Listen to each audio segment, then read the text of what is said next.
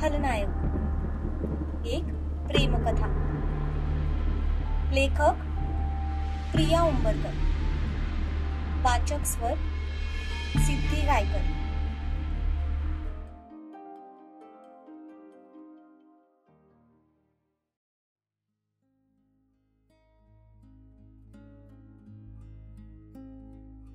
पुढील 2 दिवस असेच निघून गेले. तो दिवसभर गायब असायचा. फक्त रात्री घरी यायचा. पण या 2 दिवसात त्याने तिच्यासाठी टीव्ही सुरू करून दिला होता. त्यामुळे निदान तिला तेवढा टाइमपास असायचा. मोबाईल मात्र अजूनही तिला मिळाला नव्हता. कदाचित मोबाईल दिल्यावर ती शौर्यला कॉन्टॅक्ट करेल याची त्याला भीती वाटत असावी. पण ती इतक्या सहजासहजी हार मानणाऱ्यातलीही नव्हती. तिला कसंही करून शौर्य सोबत कॉन्टॅक्ट करायचा होता. झालेले गैरसमज दूर करायचे होते. आणि जी इन्फॉर्मेशन त्याने तिला दिली होती ती नक्की खरी होती की नाही हे सुद्धा तिला एकदा पडताळून बघायचं होतं. आणि हे सगळं करण्यासाठी तिचं त्याला भेटणं गरजेचं होतं. पण सम्राटने तिला जणू एका सोन्याच्या पिंजऱ्यात कैद केलं होतं. त्यामुळे आकाशात उंच भरारी घेण्याची तिला मुभाच नव्हती.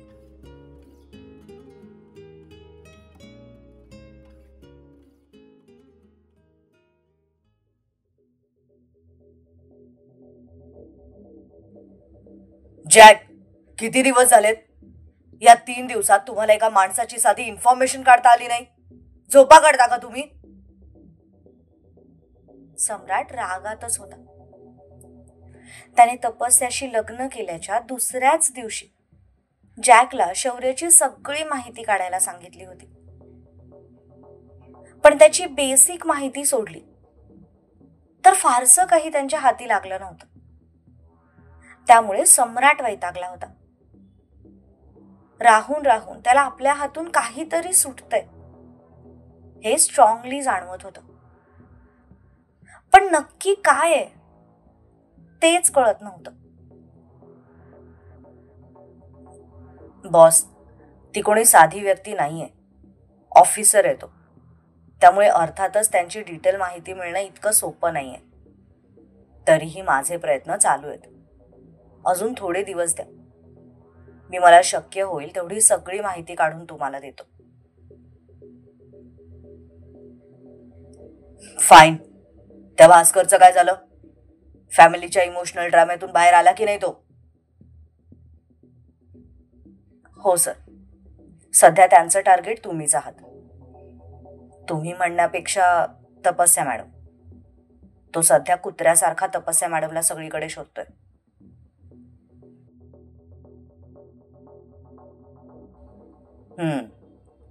शोधू दे. तपस्या इतक्या सहजासहजी त्याच्या हाताला लागणार नाहीये. पण हो, चुकून जर तो माझ्या हाताला लागला ना तर मात्र त्याचं क्रियाकर्म करायला त्याच्या घरच्यांना त्याचं एक बोट सुद्धा सापडणार नाही. बऱ्याच वेळा माफ केलंय मी त्याला, पण आता नाही. आता त्याने एक जरी चूक केली तरी त्याचं राम नाम सत्य माझ्याच हातून होणार. बॉस, रवी आणि तेजसचे बरेच फोन येऊन गेलेत. तुम्ही सध्या ऑफिसमध्ये का जात नाहीये ते विचारत होते. ठीक आहे, मी बोलतो त्यांच्याशी. तू तुझं काम चालू ठेव. लवकरात लवकर मला त्या शौर्याची कुंडली पाहिजे. तुम्हाला इतक्या सहजासहजी हार मानणाऱ्यातला वाटला नाही. कसंही करून तो तपस्याशी कॉन्टॅक्ट करण्याचा प्रयत्न करणारच. सध्या तरी त्यांचा संपर्क होण्याचा फक्त एकच दुवा होता, तपस्याचा मोबाईल, जो मी माझ्याजवळ ठेवलाय. आणि तिला कुठे ठेवलंय हे सुद्धा माझ्या व्यतिरिक्त दुसरं कोणालाच माहिती नाहीये. त्यामुळे तो इतक्या सहजासहजी तिच्याशी कॉन्टॅक्ट तरी करू शकत नाही. डोंट वरी बॉस, मी आपली सगळी सिस्टम कामाला लावतो आणि त्याच्याविषयी डिटेल माहिती मिळवतो. मला फक्त अजून थोडे दिवस द्या. एवढं बोलून जॅक तिथून निघून गेला.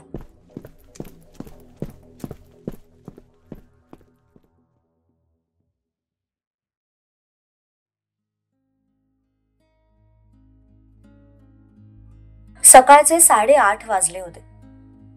राऊतांच्या घरी सकाळची लगबग सुरू होती. गिरीश ऑफिसला निघण्याच्या तयारीत होते. सई सुद्धा कॉलेजला जाण्यासाठी आवरत होती.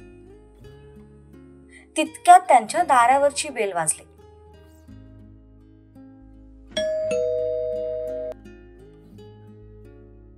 स्वाती किचन मध्ये होती. गिरीश दरवाजा उघडणार तितक्यात सई तिच्या रूम मधून बाहेर आली. बाबा, तुम्ही थांबा, मी उघडते दरवाजा. सईने जाऊन दरवाजा उघडला.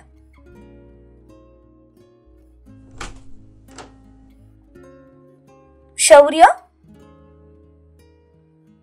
सई आश्चर्याने त्याच्याकडे बघत होती, कारण एकाच सोसायटीत राहत असून सुद्धा तो याआधी कधीही त्यांच्या घरी आला नव्हता. कोण आलंय ग सई? अरे शौर्य, तू आज चक्क घरी आलास? एकाच सोसायटीत राहत असल्यामुळे तोंड ओळख होती, पण शौर्य यापूर्वी कधीही त्यांच्या घरी आला नव्हता. त्यामुळे त्यांनाही आश्चर्य वाटणं साहजिक होतं. हो काकू, थोडं बोलायचं होतं. अरे ठीक आहे, ये ना आत ये. सई, अगं दारात काय उभी राहिलीस? त्याला आत तरी येऊ दे. तसा शौर्य आत आला. बरं शौर्य, तू बस, मी चहा टाकते. नाही काकू, नको, मला ड्युटीवर जायचंय. पण जायच्या आधी तुम्हाला भेटायचं होतं, म्हणून घाई गडबडीत आलो. तसं गिरीश आणि स्वाती एकमेकांच्या तोंडाकडे बघू लागले. त्या दोघांनी एकाच वेळी सईकडे पाहिलं. सईने खांदे उडवत मी काही केलं नाही असे एक्सप्रेशन्स दिले. मला सईबद्दल नाही, तपस्याबद्दल बोलायचंय. त्या तिघांकडे बघून शौर्य म्हणाला. पण तपस्याचं नाव ऐकून स्वातीच्या कपाळावर आठ्या, पण गिरीश आणि सईच्या चेहऱ्यावर मात्र काळजी पसरली. ताई, ताईबद्दल काय बोलायचंय तुला? शौर्य, ती सध्या इथे नसते. आम्ही तिला शिकायला हॉस्टेलवर पाठवलंय. तपस्या गेल्यानंतर जे उत्तर स्वाती सगळ्यांना देत आली होती तेच उत्तर तिने शौर्याला दिलं. काकू, तपस्या हॉस्टेलवर राहत नाही, हे जसं तुम्हाला माहितीये तसंच मला पण माहितीये. हे बघ शौर्य, हा आमचा पर्सनल. काका, मला आधी पूर्ण बोलू द्या, मग तुम्ही बोला. तपस्या याच शहरात राहते, सम्राट खानविलकर सोबत. नाही, तपस्या आता त्यांच्यासोबत राहत नाही. तिने त्यांचा जॉब सोडलाय. हो, तिने त्याच्याकडचा जॉब सोडलाय, कारण आता ती त्याची एम्प्लॉई नाही, त्याची बायको झाली. परवाच तिने सम्राट खानविलकर सोबत लग्न केलंय.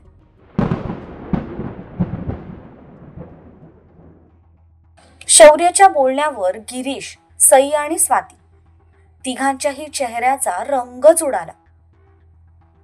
गिरीश आणि सई शॉक झाले होते, पण स्वातीच्या चेहऱ्यावर मात्र असे एक्सप्रेशन्स होते की इतक्या श्रीमंत माणसाला तिने नक्की गंडवलं तरी कसं. अरे शक्यच नाही, मी परवाच भेटले होते तिला. तिने असं काही केलं असतं तर मला नक्कीच सांगितलं असतं. शौर्य, तू खोटं बोलतोयस. तू कशाला भेटायला गेली होतीस तिला? स्वाती, जरा शांत हो. सई, परवा नक्की तू कधी भेटली होतीस तपस्याला? शौर्य, अरे मी तिला सकाळी भेटले होते. म्हणजे हे सगळं तू तिला भेटून गेल्यानंतर घडलंय तर? शौर्य, अरे नक्की काय घडलंय? तू जरा स्पष्ट बोलशील का? काका, परवा सई आणि तपस्याची भेट झाल्यानंतर तपस्या अचानक गायब झाली. ती जिथून गायब झाली तिथून आम्हाला एक फोन आला की या ठिकाणावरून एका मुलीला पळवण्यात आले. आम्ही तिचा शोध घ्यायला सुरुवात केली, पण तिथे पोहोचताच मी शॉक झालो, कारण ती मुलगी तपस्या होती. ती आणि सम्राट दोघेही लग्न करत होते. तिच्या चेहऱ्यावरून स्पष्ट दिसत होतं की ते लग्न तिच्या मर्जीने होत नव्हतं, पण तरीही ती ते मान्य करायला तयारच होत नव्हती. माझ्या देखत त्या दोघांनी लग्न केले, पण मला स्ट्रॉंगली असं वाटतंय की सम्राटने तिच्यासोबत जबरदस्ती लग्न केले आणि तिने सुद्धा कोणत्या तरी मजबुरीतून त्याच्यासोबत लग्न केले. पण जोपर्यंत ती ते मान्य करत नाही तोपर्यंत आम्ही तिची काहीच हेल्प करू शकत नाही. मला वाटतं तुम्ही या सगळ्यात भाग घ्यावा आणि सम्राटच्या घरी जाऊन एकदा तपस्याला भेटावं. खास करून सई, तू जर तिच्याशी बोललीस तर कदाचित ती तुला सगळं सांगेल.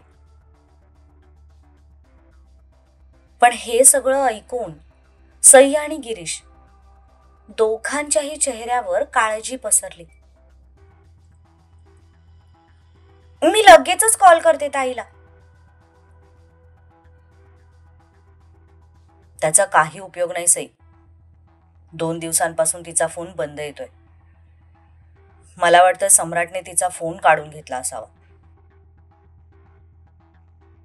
मला सांगा, जर हे लग्न तिच्या मर्जीने झालंय तर ती फोन का बंद करून ठेवेल? ठीक आहे शौर्य, तू आम्हाला सम्राटच्या घरी घेऊन चल. आम्ही बोलतो तिच्याशी. शौर्य, तू थोडा वेळ बाहेर थांबतोस का? मला जरा यांच्याशी बोलायचंय.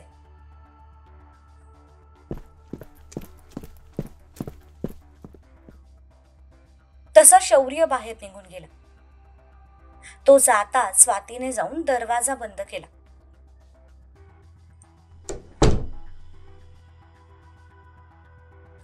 आणि रागातच गिरीशकडे पाहिलं. तुम्ही दोघं कुठेही जाणार नाहीये. मी तर जाणार आहे आणि आज मी तुझं काही ऐकणार नाही आई. सईच्या बोलण्यावर स्वाती ताड ताड पावलं टाकत तिच्या जवळ गेली. तिने रागातच सईच्या कानामागे वाजवले. स्वाती, 1000 वेळा सांगितलंय की त्या पोरी सोबत कोणताही कॉन्टॅक्ट ठेवायचा नाही, तरी तू तिला भेटायला का गेली होतीस? मी जाणार. जेव्हा जेव्हा तिला माझी गरज असेल ना तेव्हा तेव्हा मी जाणार. माझी बहीण आहे ती. तुम्ही दोघांनी जरी तिला वाऱ्यावर सोडलं असलं ना तरी मी नाही सोडणार. ती तुझी बहीण नाहीये, समजलं तुला? बास कर आई. अजून किती राग करणार आहेस तिचा? असं काय बिघडवलंय तिने तुझं? बिघडवलं तर तू आहेस तिचं. तुझ्यामुळे सगळं आयुष्य उद्ध्वस्त झालंय तिचं. पण यात चूक तुझ्या एकटीची नाहीये. बाबा पण याला तितकेच जबाबदार आहेत. तू त्यांच्या संसारात आली नसतीस तर आज त्या तिघांची एक हॅपी फॅमिली असती. तिला सुद्धा आई वडिलांचं प्रेम मिळालं असतं. पण तुझ्यामुळे तिच्या आईचा संसार मोडला, तिचं बालपण हरवलं. इतकं सगळं होऊनही तू तिचा रागराग करतेस.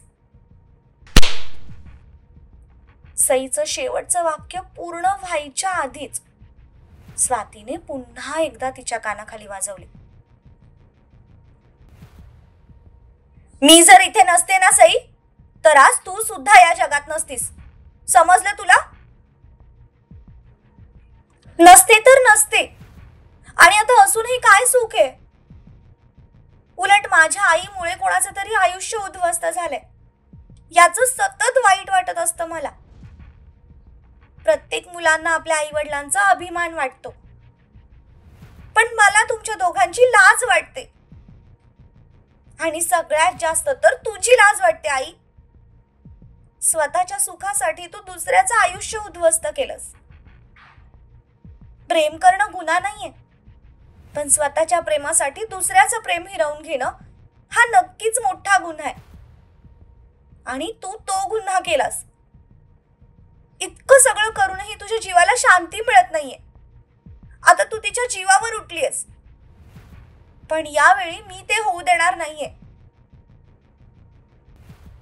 जो अन्याय तिच्या आईसोबत झालाय तो मी तिच्यासोबत होऊ देणार नाही. तुला मला जितकं मारायचंय तितकं मार, पण आज मी थांबणार नाहीये. मी तिच्यासाठी उभी राहणार म्हणजे राहणार.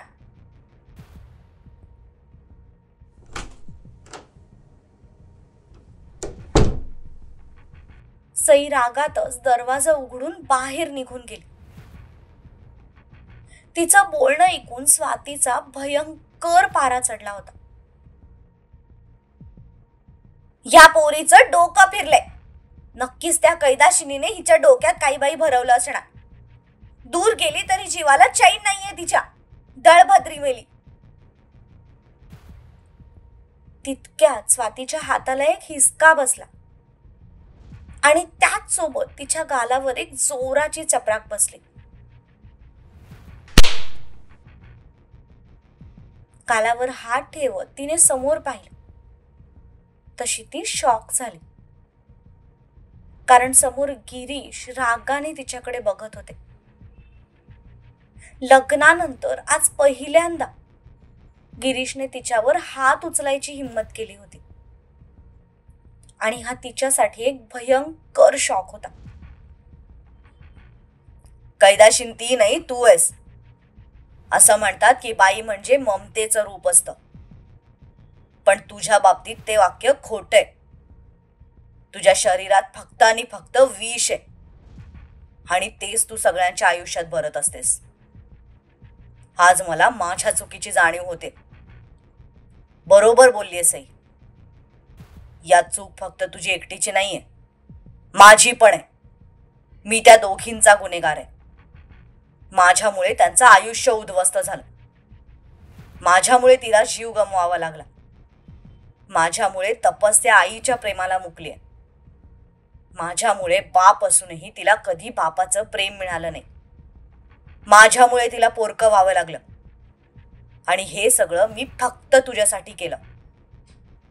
याचा तर अजून पश्चाताप होतोय आता मला. पण आता बास. ज्या चुका मी भूतकाळात केल्या त्या मी इथून पुढे करणार नाही.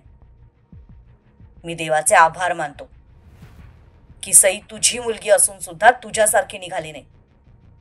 तपस्याच्या सावलीत वाढले, त्यामुळे प्रेमाचा आणि नात्यांचा खरा अर्थ माहिती आहे तिला. हाच तर माझीच मला लाज वाटते की जे मुलगी असून सईने करून दाखवलं ते इतक्या वर्षात मला का जमलं नाही. जे तिने आज केलंय ते मी खूप आधी करायला हवं होतं. निदान माझ्या पोरीचं आयुष्य तरी बर्बाद झालं नसतं. आता तर मी बाप म्हणून घ्यायच्या पण लायकीचा उरलेलो नाहीये. तिला तोंड दाखवायच्या लायकीचा उरलेलो नाहीये, आणि हे सगळं फक्त तुझ्यामुळे झालंय. माझ्यामुळे झालं? मी म्हणाले होते का तुम्हाला माझ्या प्रेमात पडा म्हणून? मी जबरदस्ती केली होती का तुमच्यावर? माझ्यासोबत लग्न तुम्ही तुमच्या मर्जीने केलं होतं. मी फोर्स केला नव्हता तुम्हाला, किंवा मी नव्हते म्हणाले तुम्हाला की तिला सोडून माझ्याशी लग्न करा. तो तुमचा निर्णय होता. हो, तो माझा निर्णय होता, आणि आज त्याच निर्णयाचा पश्चाताप होतोय मला. हो का? खूप बापाचं काळीज उतू चाललंय ना? ठीक आहे, जा तुम्ही तुमच्या मुलीकडे आणि घेऊन या तिला या घरात पुन्हा. पण एक गोष्ट लक्षात ठेवा, जर ती या घरात परत आली ना तर मी इथे राहणार नाही. या घरात एकतर ती राहील किंवा मी. काळजी करू नकोस. मी जरी तिच्या हातापाया पडलो ना तरी ती या घरात कधीच पाय ठेवणार नाही. कारण तिच्या तिच्या आईचं रक्त आहे. ती तिच्या आईसारखी स्वाभिमानी आहे. तुझ्यासारखी लोचट नाहीये. गिरीश सुद्धा रागातच बाहेर निघून गेले.